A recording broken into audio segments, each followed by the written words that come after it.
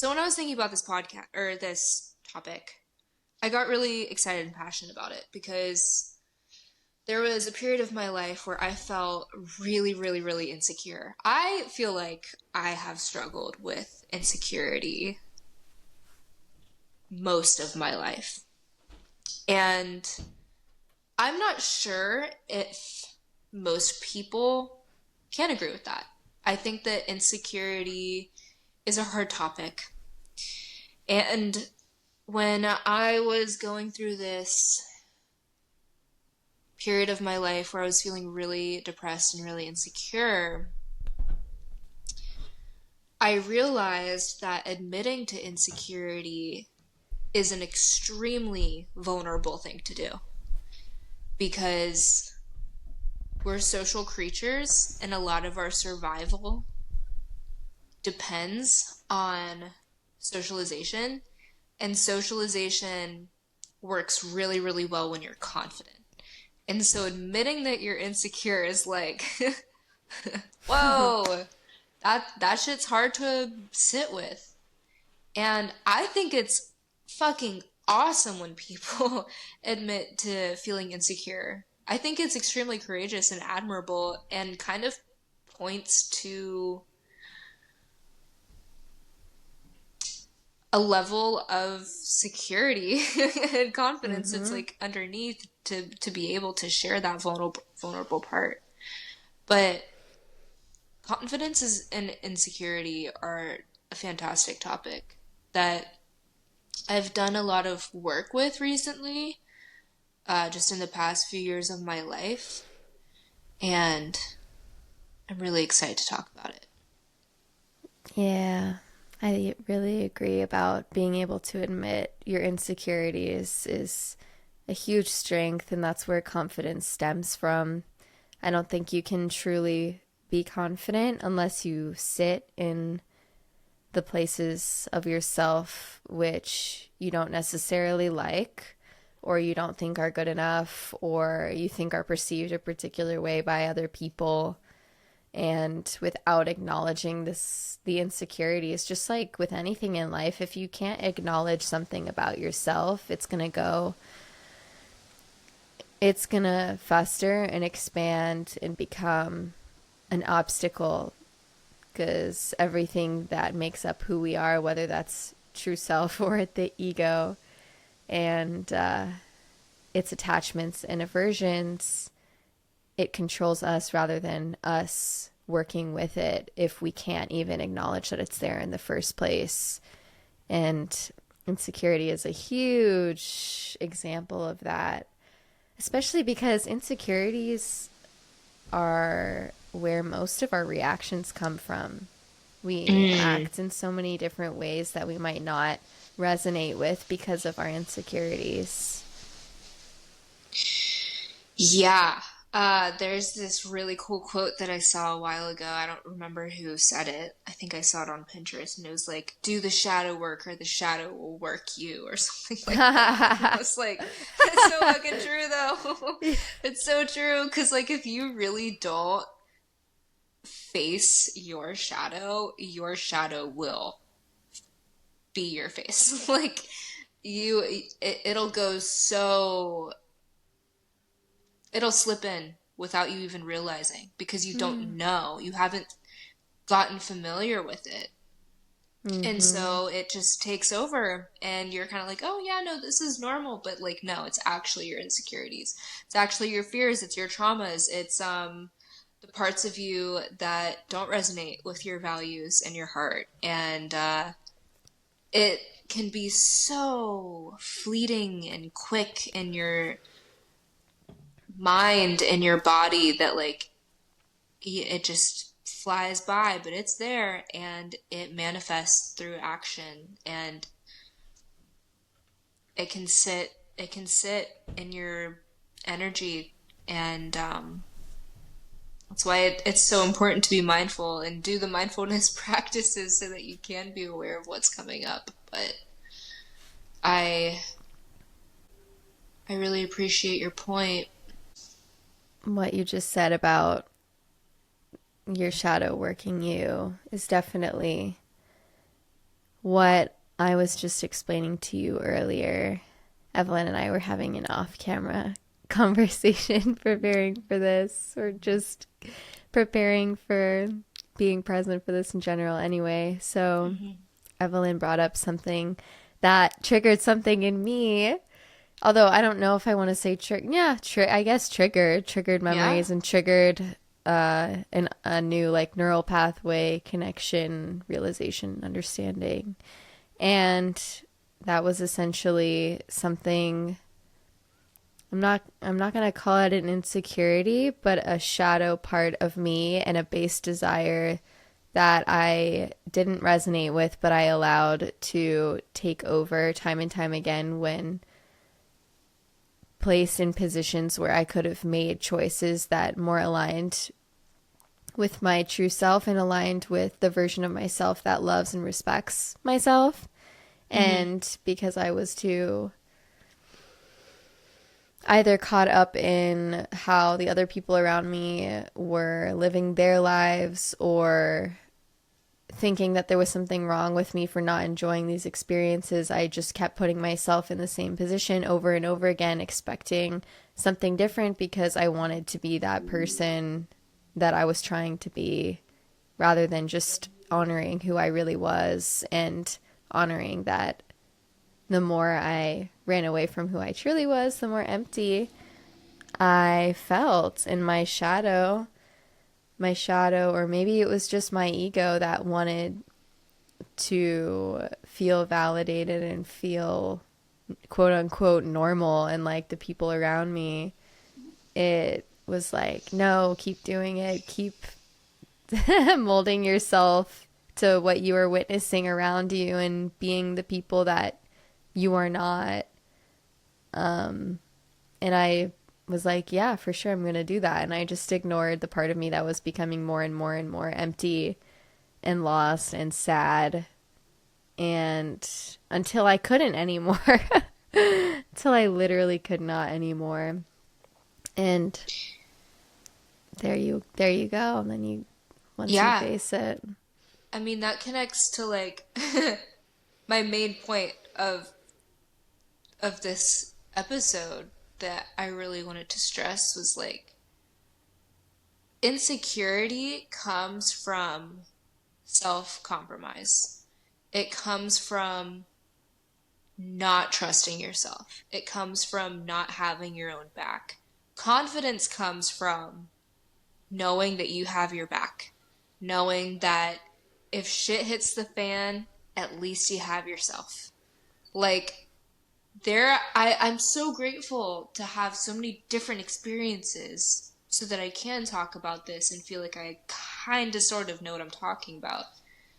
Because there have been moments in my life where I get anxious in social situations. That's where a lot of my insecurity does come up, is like socialization.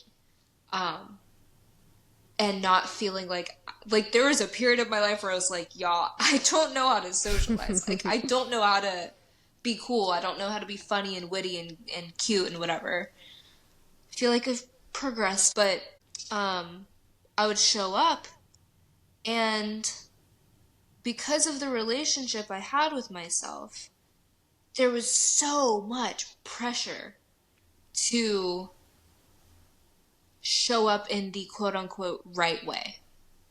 And because of that pressure, my nervous system was so jacked up that I just wasn't able to flow with it.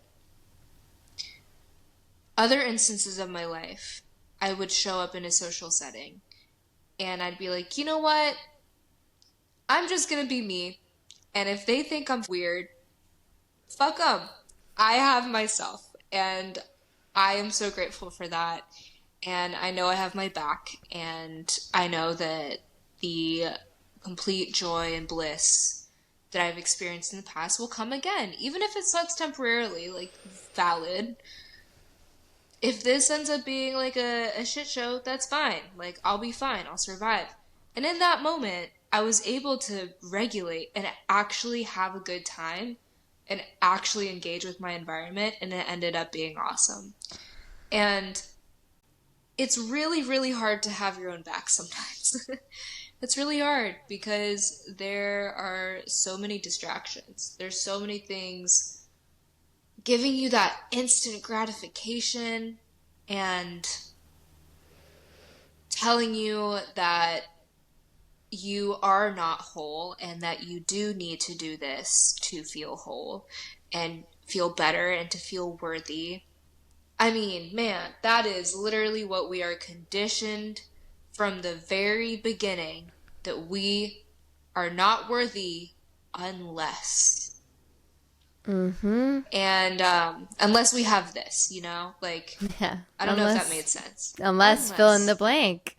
I've noticed, like, in this most recent season of my life, there's been a lot of confidence in general.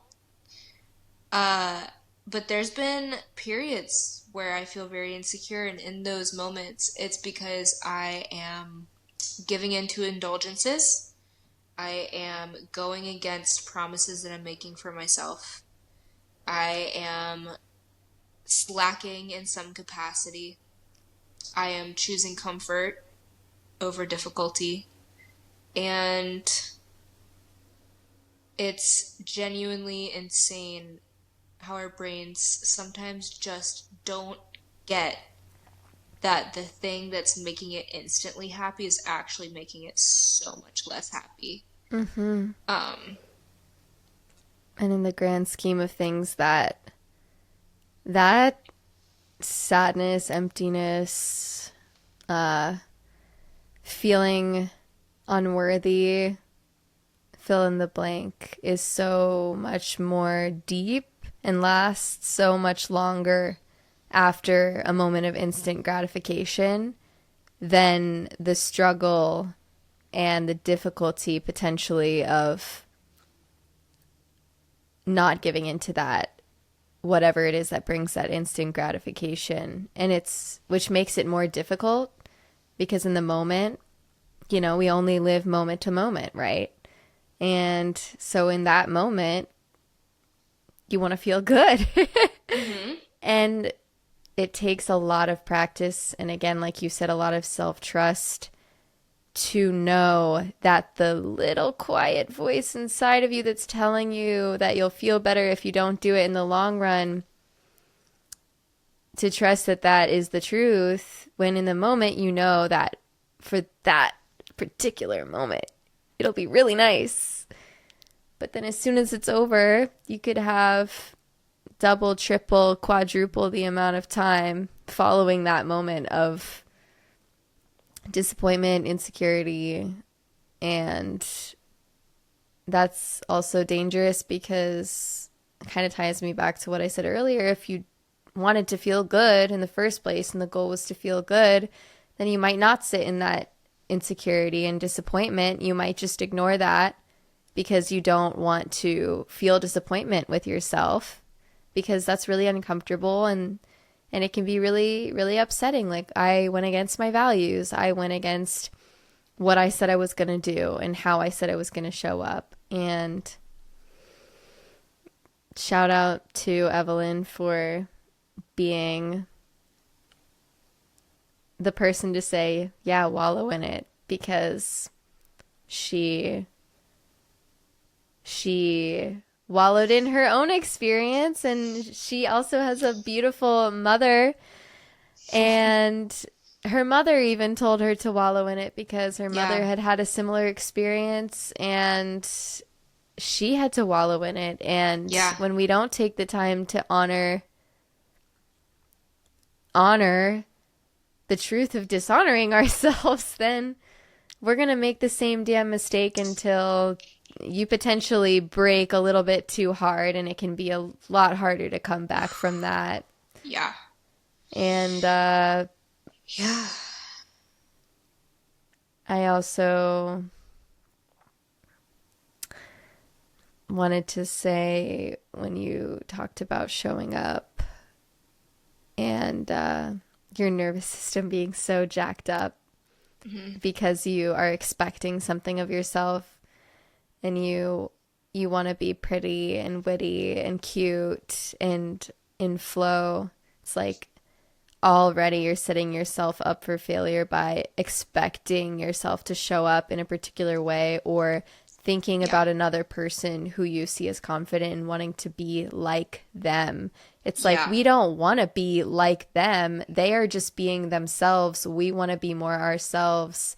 And the more time we can spend with ourselves, even when it's miserable, the more confidence we will gain, and the more we'll be able to show up and know, like, yeah, if I can sit with myself in the darkest night, I can sure as hell show up to this party with no expectations for myself and feel Mm, totally comfortable to just be who I am. And period. yeah, like the more we honor ourselves in our worst place, the more we won't care about how other people perceive us, especially when we're not in the darkest night. Yeah, that's so true. Like, if you are able to love the darkest parts of yourself, nothing, nothing can stop you. Nothing can stop you. And I think it's important for me to say, loving the darkest parts of yourself doesn't mean being like, oh, well, I'm a bitch and I love myself for that. No, that's not what I'm saying. Stop making excuses. Don't be a bitch if you can't. If you can, don't be a bitch. But it's the parts of yourself that's like, okay, I'm obviously feeling really, really hurt because of X, Y, and Z, and that's why I show up in that way, and I need to hold that part of myself. Like she is a hurt little girl, or a hurt little boy, or a hurt little they, them, and just see them and hold them and be like, you're hurting, and this is why you're reacting in this way, and I love you. I don't give a fuck what anyone else thinks. I love you. I am going to choose to love you. Sometimes it's a choice. Some love is not always an ooey gooey feeling. I think that is so deceitful to Hmm. make the claim that love is an ooey gooey feeling. No, love is a choice sometimes that you have to make even when you don't feel it. And Including sometimes you just tough have to love. choose to love. Tough Yeah. love is tough love is good. Um as you were talking, I was like, I think for 2026, my intention is to seek out. Okay, there's. Oh, wait, hold on. I need to be careful with what I say because there's a YouTube channel that is titled something and I don't want to have like plagiarism issues. I want to. I want to put myself in positions where I feel a lot of discomfort Mm. intentionally. Mm-hmm. I want to feel the discomfort in 2026. I don't want to keep feeling comfortable. This shit's exhausting. Honestly, being comfortable is exhausting because you're constantly fighting for that comfort. Mm-hmm. But when you are like inviting discomfort, that's like a form of surrender in a way. I don't Yeah, know. because it is fully surrendering, because pretty much everything innately is uncomfortable. The only thing that is guaranteed, period, is change. And change is the most uncomfortable thing to deal with, but it's Yeah, literally the only thing that we're guaranteed. Our yeah, bodies are going to shift, our relationships are going to shift, the seasons shift, material shifts, the ethereal realm shifts. It all shifts constantly. It's never each individual moment. Oh my gosh. I took a gentle yoga class with my favorite teacher. I haven't taken a class with her in months. And she was talking about, she just says the most beautiful things. I love her. But she was talking about the beauty of Japanese or Chinese tea ceremony. And she said there was a phrase, ichigo, ichie, I think. I hope I didn't butcher that. But it basically means, you know, I'm going to butcher this. I don't remember exactly what she said, but it's each individual moment is a miracle, and it's never going to be the same. Never the same mm, variation of people in a space, never the same breath, never the same cell count. Like it's just yeah, always shifting, and it's uncomfortable because some of those moments are going to be beautiful And it could shift right into a really painful, dark moment. And that's okay too. And I totally lost my wow, I was going to finish that thought, but that's okay. I'm going to let it go. This is the miracle of the moment. um, there's this one quote again. Gosh, how many quotes is Evelyn gonna say on this fucking podcast? Who knows? But I'm a big quote person. Shout out to my grandma. She's a big quote person too. I inherited that gene. Um, there's this one amazing quote that I love that says something. I don't know who it's by, but it says something like, "You are going to feel pain no matter what. Are you going to choose the pain of hard work or the pain of regret?"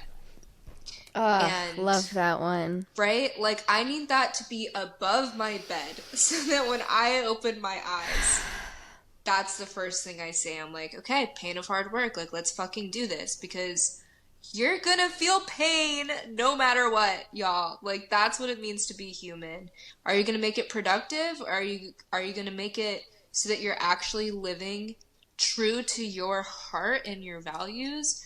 Are you gonna live it so that you're just constantly being thrown around by the fucking fleeting pleasures that suck life out of you? Like, truly, I don't know if we touched on this in the ayahuasca episode, but one of the most important lessons that I've learned, um, not giving in to cravings, you would think takes up energy because it's like, gotta use that energy to not give in. God damn, it gives you so much life force energy. It's insane. It's giving into cravings is so energy sucking. It is so energy sucking. And that's honestly something that brings more insecurity into my life because I know that truth. I have experienced it and then I still give in to the craving. It's like, what the fuck, Evelyn? What the fuck are you doing, girl? You know the truth. You've learned it. And that's why I'm letting myself feel angry about myself and disappointed in myself. And I think we need to. I was telling Aaron earlier in this conversation that we had prior to recording that, like, there is a deep, deep, deep importance for unconditional self love and so much self compassion and grace. I am a massive advocate for it. I am still advocating for it, but there has to be some self accountability. I'm just really grateful my mom told me to wallow in the self disappointment because it it was like, yeah, I need to sit in this. I need to sit in what it feels like when I don't live to my up to my values. This will, if I use it right, if I use it to remind myself of what it feels like to betray myself rather than a means to hate myself. Don't use it as a means to hate yourself. Yeah, the self deprecation is not necessary and not tactical and not Yeah. valuable. The point is, yeah, I mean, there's the part of you that made that choice, but then there is the true self that doesn't align with that choice. That choice comes from the ego. And so hmm it's just recognizing, like, yeah, okay, I still have an ego. It's still there, and that's okay. And I can notice next time when the choice comes up what my ego wants to do. Know that, yeah, maybe I do want to follow that urge, but that at the end of the day, that is not truly what I want. It's not truly what I want for myself or anyone else in the situation. And I know how I'm going to feel if I dishonor that. And thank God I am connected to the part of myself that isn't my ego. So I know the hmm difference. hmm And that's honoring yourself. And it's sitting in that disappointment is a version of honoring that.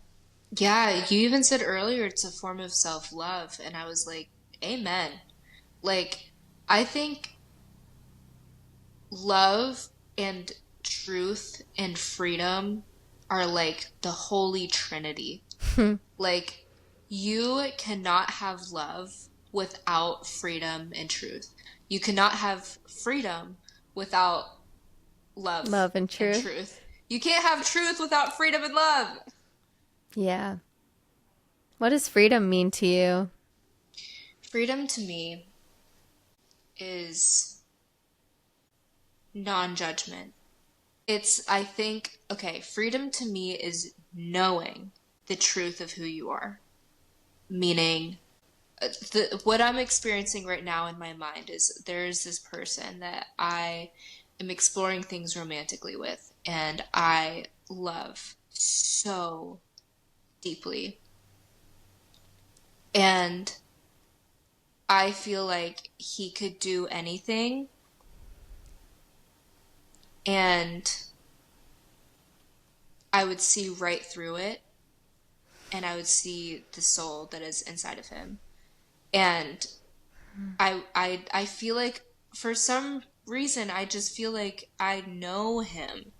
I know his spirit and his essence to a point where like this external character that he plays like he can do anything and I would Mm. still love him. Like he's free. He's allowed to do anything.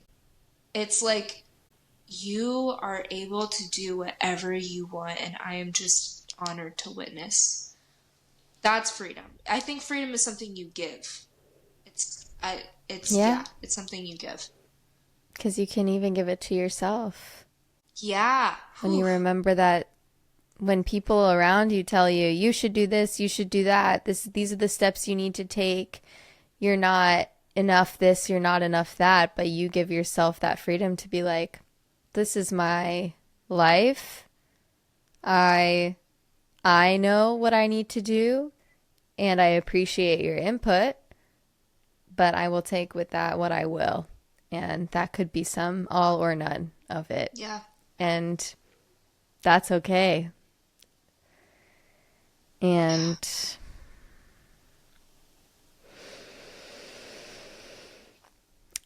this is one thing that I'm still really unsure about, although I guess at the end of the day it really is just dependent on the person, but I had this dharma talk about being forgiving, being a little bit more forgiving toward yourself and compassionate toward yourself. And you know what, now that we're talking about this, I think he's right, but I was talking to my teacher about it and he was like, I do agree with what you're saying. There are times where we do need more compassion for ourselves, but we are much more likely to judge, hate, and react poorly towards other people than we are towards ourselves. And we need to really take a hard look at how we're reacting to and treating other people and give more compassion to others, because we're much quicker to give compassion to ourselves when we go against our own values versus maybe we need to be a little bit more tough on ourselves and give others more compassion. And I don't know, I guess in that moment I was in a place where I wasn't fully aware of how I was giving myself a little bit too much compassion and making too many excuses for myself Mm. because I was spending so much energy on just trying to be loving and compassionate to others that I wasn't giving myself the tough love, and I was being harder on myself. Mm-hmm. It totally ebbs and flows Yeah. between the Yeah. two. And Just it's being able just to decipher. I'm so grateful we had this conversation. me Feels too. like it feels like good timing. Yeah. Um, so in those moments where you're kind of just like on autopilot, la di da di da, and then bam, insecurity slaps you in the face, and you're like, whoa, oh shit, I feel insecure. What do you do in that moment? Hmm. Hmm. It happens almost every time I teach a yoga class. I literally wrote down teaching yoga. Because it's just such a, yeah, oh my gosh, Such it's a such a, vulnerable experience. it's so vulnerable and it's such a container for like everybody's vulnerability, the teacher and the student Mm, equally. wow. I And didn't think about it like that. because we're in our own minds, God, it's like I go through this experience every single time I teach a yoga class. And, sometimes they're better than others. And I am learning slowly what helps me to feel consistently a bit more confident in sitting in the discomfort while holding space for others and, holding space for their discomfort. Hmm. But inevitably, insecurity comes in. What do I do in that moment? It really does depend on like generally how strong I'm feeling that day. If I'm feeling Mm. already, like really knocked down and pretty weak and like not my relationship with myself isn't very strong that day, I my initial thing is just like I immediately am like, this isn't about me. I like get your shit together and continue the class and continue to hold the space. Don't worry about how that just sounded, or don't worry about like, you know, that there's the four people doing the pose really like they're not doing it well and I feel like I need to adjust all of them. Like, no. Lock in, pick one person, give them some cues, move on. Like, you got to keep the pace going. Everybody needs the space held for them because I'll get caught up in like, oh, I feel like I need to adjust this person and that person, and oh, well, now I'm not adjusting anybody because I'm spending this whole time thinking about who I'm gonna adjust, or I didn't prepare my Dharma talk well enough, and I don't feel like I really gave it from a place that was well spoken enough, and I don't think it connected with people because I wasn't connected to it. Whatever it may be, I kind of recognize it. What I've been doing lately, I guess, is it's not as much in the moment, but it's after the moment when I have some time to reflect. And what I've been doing is just taking stock. Okay, did how was my confidence level? If it wasn't so good, do I know why? And it's the answer is usually yes, like 99.9% of the time. And it's a moment somebody told me you should never live without regret. And I was like, what?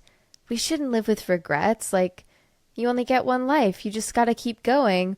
And this, like, changed, honestly, my whole life for the better. And they were like, if you don't ever acknowledge regret, you're never going to learn and you're never going to grow, because regret is a sign that we did something that we don't want to do again. And like we've been saying, doing something that is not aligned. And if we're going to align, we need to know what that thing was. We need to know that what we did was not the way that we wanted to show up. And we need to learn from it and figure out what exactly we could have done better so that next time we can do better, rather than ignoring it and repeating the same mistake, because it's very unlikely we will improve if we don't acknowledge that thing to its very core and truly sit with that. And so yeah, I guess in a yoga practice, I can usually pin it down to one of three things. Number one is I didn't do my own practice that day and I was scattered and I wasn't in a place to hold space for other people. That's less often nowadays. Number two is I didn't prep my Dharma talk. So I feel like I start off feeling insecure because I'm like, wow, I really didn't feel like I dropped any knowledge on them. I feel like I just spoke to them and it just was pointless. And that feels really not good because I know that I've got a lot within me to share, to express, and however, even though it's within me doesn't mean that I shouldn't still be constantly working on how to make this information accessible and understandable to other people. Just Yeah. because I understand it doesn't mean that they're going to understand it. So that's another Yeah. thing. And the other, I guess, a little bit more shallow thing is, uh, like, Yeah, when it comes to being hands-on and being confident in adjusting people hands-on, I get uncomfortable because I question like, oh, like do they want it? Whatever. Even when they have the card face up, green side up, they're saying, yes, adjust me. And I get scared because I look at the looks on their faces and I make a judgment based on that. When they're literally moving their bodies, they're sitting in their own discomfort. Of course, they're not going to look all happy go lucky. And like they're most of the time, they're not going to be smiling and giggling and inviting. So I need to be comfortable in that and be like, okay, well, your card says green face up. So I'm going to come over. I'm going to make sure you're good. And then we're going to get you aligned because every time whenever I actually go and do it and I don't get scared of like what how they're going to react, they're like, "Oh, thank you. Like I didn't even realize I was doing that." Every single time. And I make up a story in my head and I'm like, "Okay, I make up a lot of stories and I believe them and I need to let that go because you're never going to know until you break that bubble that Mm-hmm. separates you from that person, your story and Phew. their story." Yeah. Yeah. Or that like there isn't even a story about us. Like if I was in a situation where I was in a yoga pose and I had my card facing up and I said, yes, I want adjustment. And then the teacher came up to me and gave me an adjustment that I didn't want. I wouldn't be like, ugh, that damn teacher. I'd be like, ugh, why did I keep my card facing up? I'm not going to do that again. Like, this story isn't even about you as a yoga instructor. The story that would unfold would be about in their own head. Like, no one, no one cares about anyone else. That's not true. But typically we Moral of the focus so story, much no one gives more. a fuck about No you. one You're gives a alone in fuck this about world. no. No. No. Kind of, no. In the sense that like everyone's just so focused on themselves. And that's what I needed to hear when I was younger. And I think that that's why I struggled with insecurity for most of my life is like we're all of us are so wrapped up in our own minds. And no one's gonna remember a thing except for like how they felt. And And if they are judging you, that's not your problem. That's their problem. And there's it's probably just an a projection. insecurity of Yep. themselves. Yep. Whenever I see, oh my gosh, this is exactly the example you and I were talking about. I'm not going to name drop, but a particular human being who's incredibly confident, clearly comfortable in their own body, clearly I comfortable in already their know. own energy. Yep. And when I discovered of this person's existence, I was mortified. Mortified to talk to them, mortified about their expansiveness. Mm.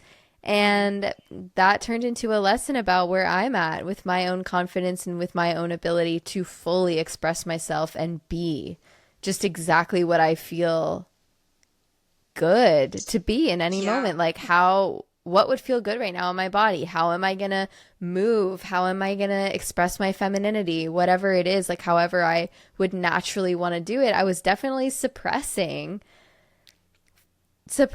anything and all things about No, we don't want myself to take up for space. fear of, Yeah. yeah, like taking up space is so scary Mm-hmm. because more people are going to be drawn to you and kind of in a way like latch on to that energy because you're courageous enough to just exist without walls, without limits. And that's mortifying because attention will be drawn to you, period. Whether that's good or bad, it Wow. doesn't matter.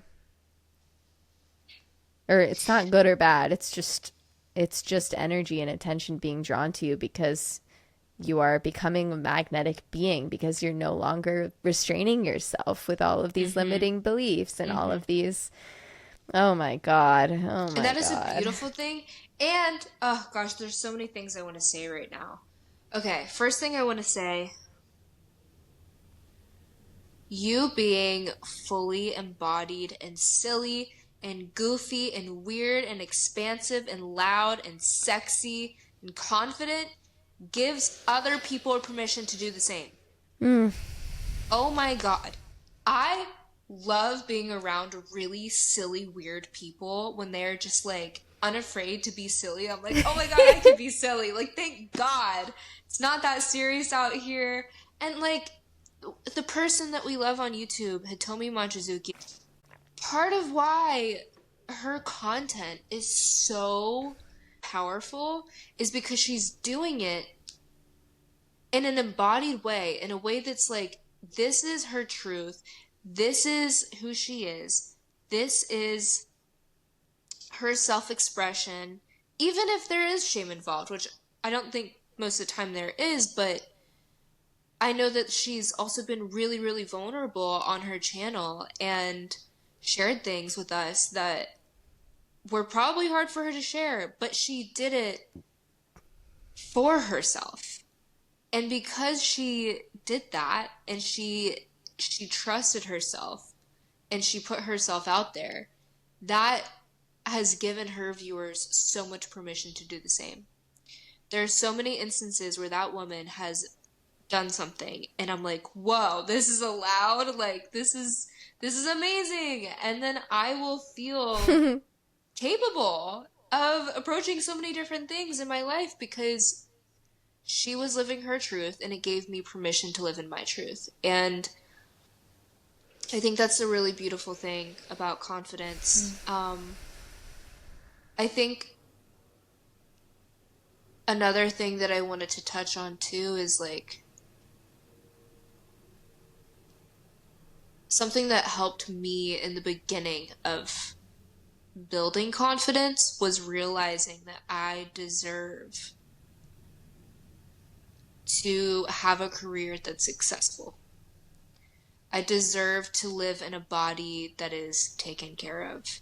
I deserve to have clean teeth when I wake up in the morning. I deserve to be proud of the essay that I wrote. Like, I think that's one of the cores, if not the single core, of finding confidence and working through insecurity is recognizing that you actually do deserve to reap the benefits of the hard work. Because I think a lot of people will go through life and they'll be like, they're not sitting there being like, I don't deserve to feel good in in my body. But it's like this internal belief where it's just like, no, I'm actually not worthy of feeling good in myself. And I battle with that still. I totally battle with that still. But you have to in that unconditional love for the self, it just completely flows out into the rest of your life and into the people around you.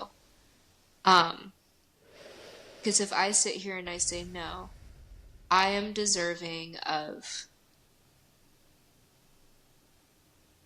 looking in the mirror and being proud of who I am. I will see that in every single person around me too. And just like there's specific people in my life that I love so deeply and I see the ways that they totally let themselves down and don't live up to their potential. And I'm like, dude, like you deserve to feel loved. And that's obviously only their journey to figure out. But yeah, it's just finding that inspiration in myself, I guess, and hoping that that inspires others. And knowing that it will innately, because if it feels really real and it feels really honest, and you're able to actually rest in and cultivate that energy of devotion to yourself and the devotion to honoring the highest version of yourself, the version that deserves, well, not, I don't want to say the version, but honoring that you deserve those things, then it's naturally going to rebound off of you and onto the Yeah. people in your vicinity. The Yeah. butterfly effect is really real. Yeah. It's so And I was talking, oh my gosh. Shout out to my Aunt Susan. She is quite the lawyer, and she is quite she is quite the articulate debater.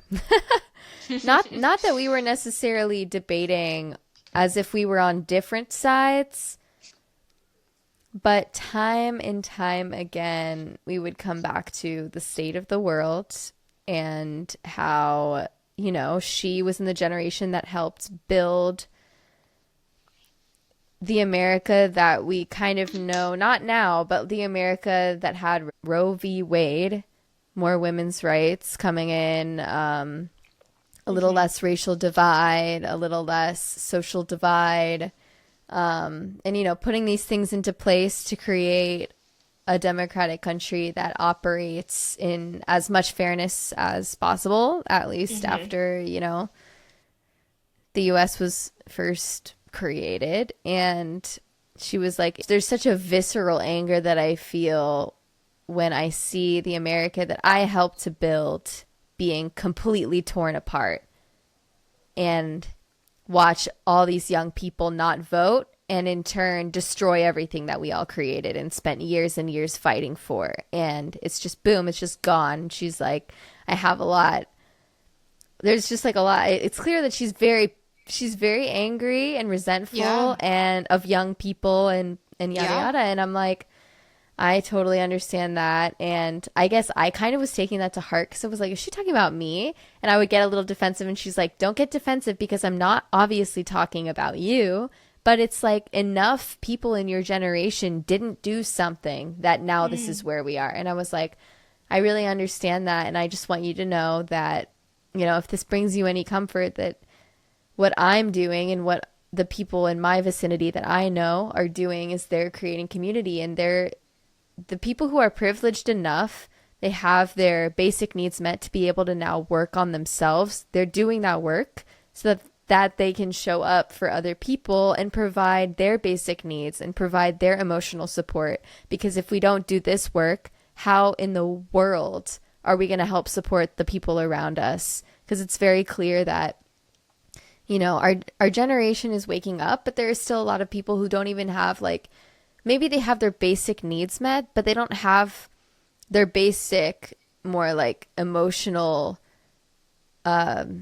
psychological needs met in any way. Mm. So like they have shelter, they have food, but there's a lot that's just, there's no groundedness in the spirit and in, yeah, in the emotional space, in the mind space. And that's a part of our work, is to literally use the butterfly effect and to make sure that we are showing up in the ways that we would want everyone around us to show up if they had the Hmm. opportunity to do so.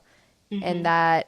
that in itself is like a really helpful reminder, at least for me, because it's one thing to do something just for me, but then to remember that something that I do, work that I do on myself, could actually affect one, 10, 20, 50 people around Totally. me. And then they could go on to do the same thing. And we could see beautiful, beautiful shifts in a bigger sense of the state of the world, the state of the human consciousness. That is like, that's priceless. I mean, obviously, doing it just for the sake of doing it for yourself is also really important, but Hmm. it's not ever just us. It's never Yeah. just us. And it's really easy to get caught in like, oh, it's all just me. I'm just struggling, or I'm feeling this way, or I'm having this problem with my job or my relationship. But it's like, there's always that. And then there's always the infinite. And when we forget about the infinite, I think it can become easier to neglect ourselves. At least for me. Totally. No, I completely resonate with that. And something that's also been really motivating for me is like thinking about the example and the foundation that I'm creating for my children, you know? Like, what kind of example and mom do I want to be? And if you don't want kids, like, what kind of friend do you want to be? What kind of partner do you want to be? A lot of this, like, highest self idealized image that we have of these roles that we're going to play is going to take a lot of fucking time to get there. It's going to take a lot of work. And it takes small steps, little by little, to get there. And so it's like I gotta start now. Hmm. The Hmm. mindful eating, that's oh my God. Oh my God. I have to say, mindful eating is like probably one of the hardest things for me. It's really hard for me. And it's something that I also feel insecurity about because eating with someone and then you're like three-quarters of the way down and they're like a quarter of the way down, like, God damn, Evelyn, slow down. What's going on? But I don't want to give that to my kids. And so yeah, I can sit there with a meal and I'm like, okay, well I have to rush and I have to go get ready for work or I have to get back to work or I have to go do this thing and so I just need to eat this meal fast. I don't want my kids to experience that.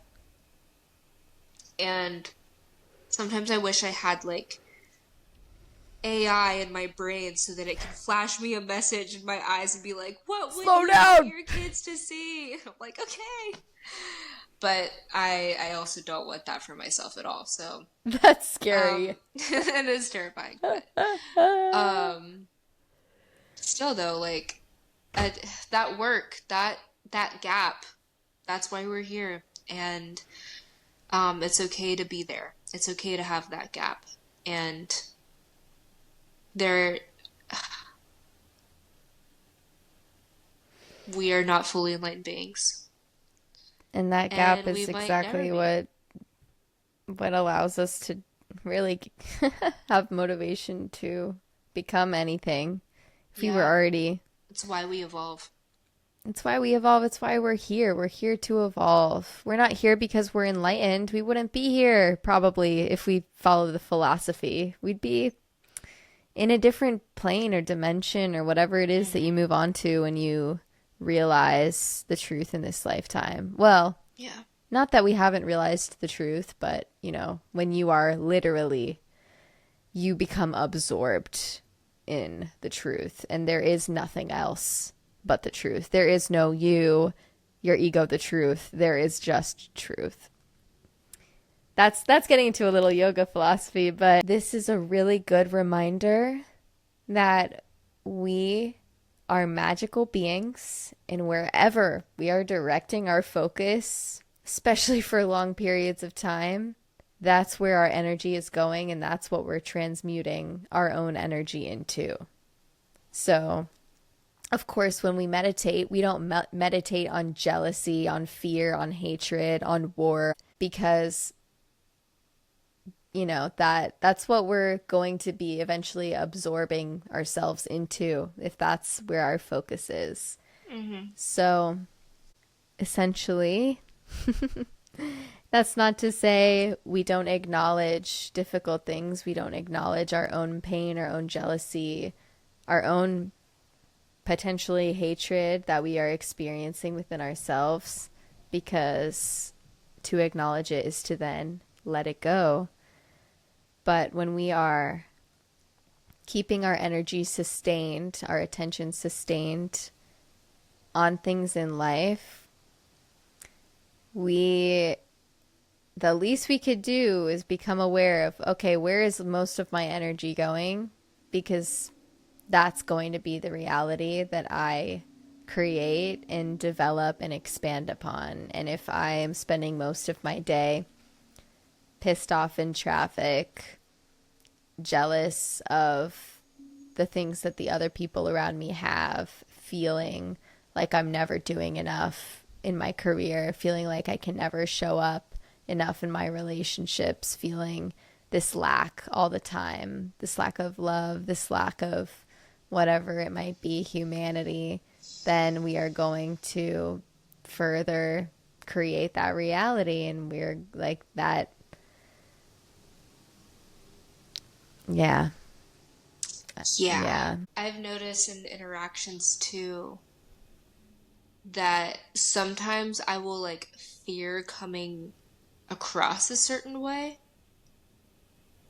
And when I pay attention to that fear, I act in that way. It's a good one. And it's very like automatic, and I'll be watching the whole thing unfold and I'm like, what the fuck is going on? But it's interesting how like if we stay in that mindset of lack and give it energy, we will actually become that because we're just giving it energy. That energy sits in us and it then manifests. It's the same thing that we were saying earlier about shadow work. If you don't face it and acknowledge it and then release it, it will still manifest. Faster. Even if you don't want it, even if you don't resonate with it. Yeah. There's a line in Patanjali's Yoga Sutras that I wanted to share. The world is a training place where we learn to use the world without getting attached. Instead of saying to one of discrimination, everything is painful, it becomes to one of discrimination, everything is pleasurable. A person with such an understanding has the magic wand to convert anything into happiness. Pleasure and pain are but the outcome of your approach. The same world can be a heaven or a hell. And this is an interpretation. This is not the actual Yoga Sutra itself, but the Yoga Sutra is to one of discrimination, everything is painful indeed. Due to its consequences, the anxiety and fear over losing what is gained, the resulting impressions left in the mind to create renewed cravings, and the constant conflict among the three gunas which control the mind. The three gunas are tamas, rajas, and sattva, which are the qualities of our own energy and in the ways in which we show up, which is kind of, anyway, not important to what I'm about to say, but essentially you learn to become a part of the world. You learn, as a surfer, you learn to ride the wave. You don't learn to cut the wave out of the ocean. You can't. You're constantly going to be bobbing up and down on the waves. It's about learning to surf on those waves. And when you can come to a place of quote unquote no self, you can still show up and enjoy the world, enjoy the beauty and the madness and the chaos and the pain. And yet it's not affecting you. It's not affecting your mind. It's not tossing you along in the waves. It's not sending you spiraling and thrashing this way and that because you're no longer resisting the world and the flux, and you're also no longer holding on to the wave for dear life when it's just gonna fly right by anyway. And you're spending all of that energy on attaching, resisting, when we can literally find comfort in discomfort, in the pain, in deep. It's funny, excitement and anxiety create the same physiological response in the body. Mm-hmm. And yet, you know, we would invite excitement and push away anxiety. Why? They're both teaching us something about ourselves. Not that I don't do that. Of course I do that. Of course, when I'm anxious, I'm like, okay, I need to take a deep breath and slow down my heart rate. And yeah, I should do that, you know, even when I'm really excited. Like, it's good to always come at everything. This is like such a Zen Buddhism thing too. Like, don't even get overexcited. Like, come back to a place of resting in awareness, and you can enjoy from that place without being swept up by it. That's absolutely something I've been thinking about recently too, is like in those moments of deep bliss, also coming back to presence, also coming back to awareness. And there's just a peace that comes. I like how you tied that back in to our topic. I think that in approaching anything that we do, we should always ask ourselves, is this worth sacrificing my relationship with myself?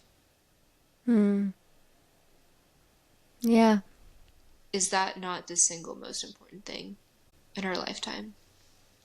Or it's like, it is certainly me is. being 5 minutes late to work worth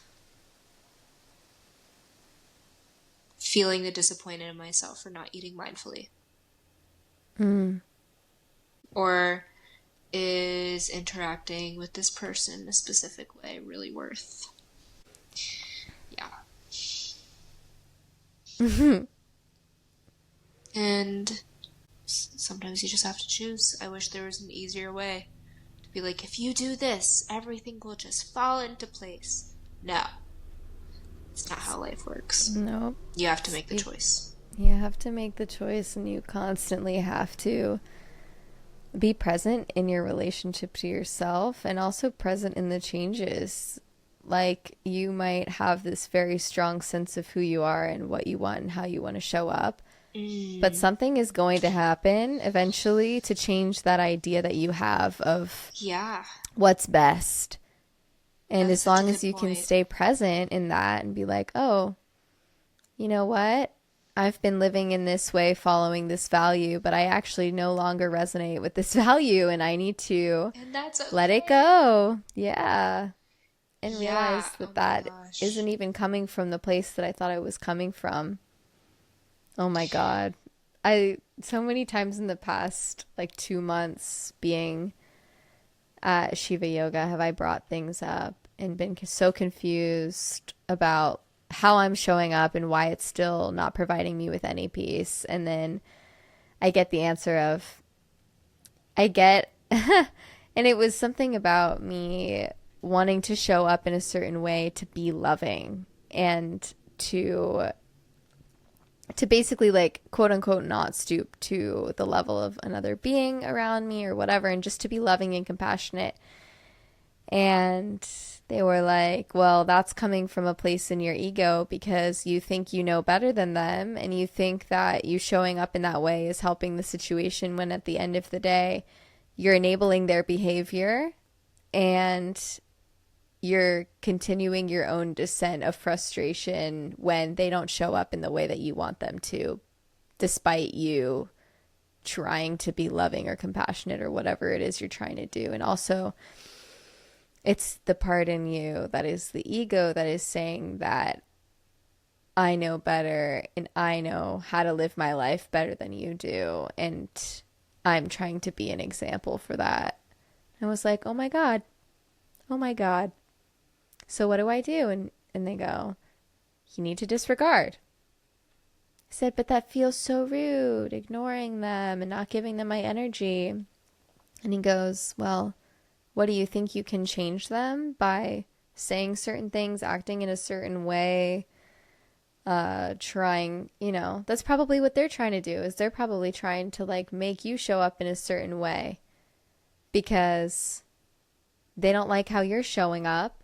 So they're being even more, what was it? Like, there's just even more conflict when you try and go against that and do the opposite of it and do it for the purpose of trying to change the situation and shift the outcome and be the sculptor. It's like, no. It's exhausting, and you don't have control. You don't have control over other people. You only have control over your ability to stay at peace with whatever is happening around you, no matter how potentially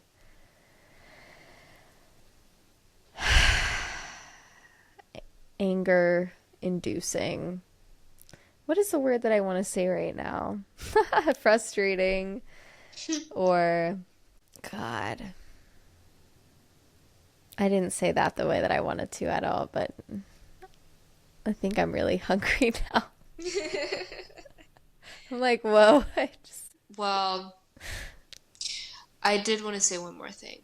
To anyone out there who is experiencing a lot of insecurity and who doesn't have a lot of evidence to fall back on,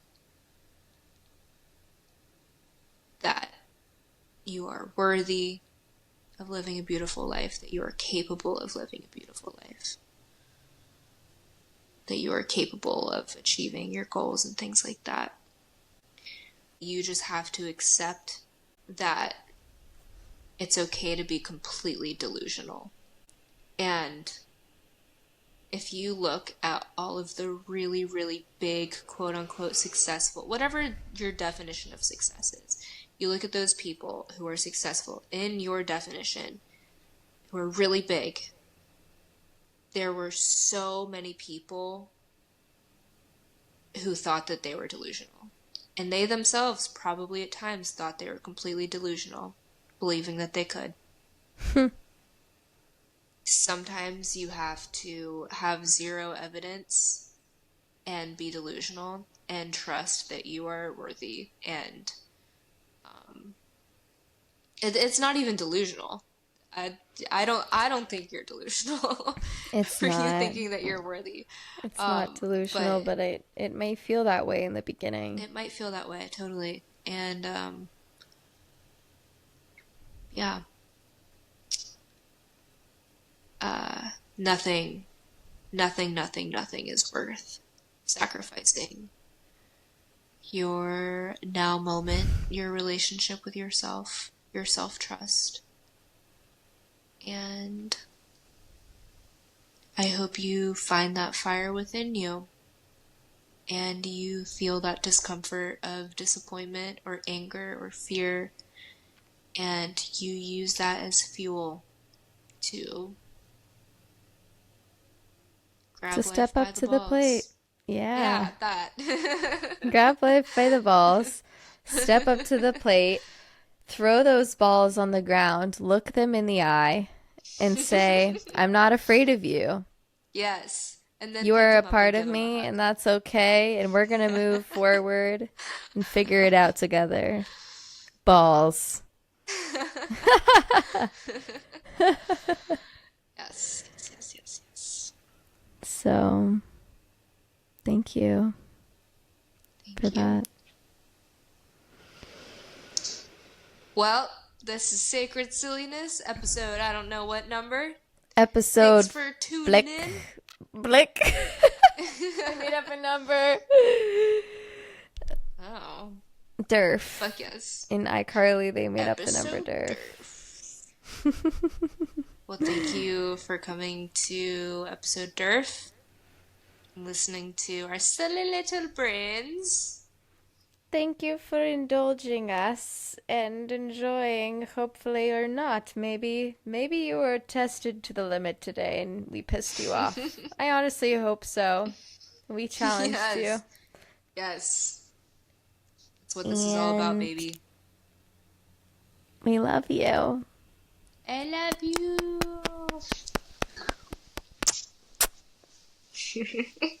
Peace out, Girl Scout. Bye! Bye.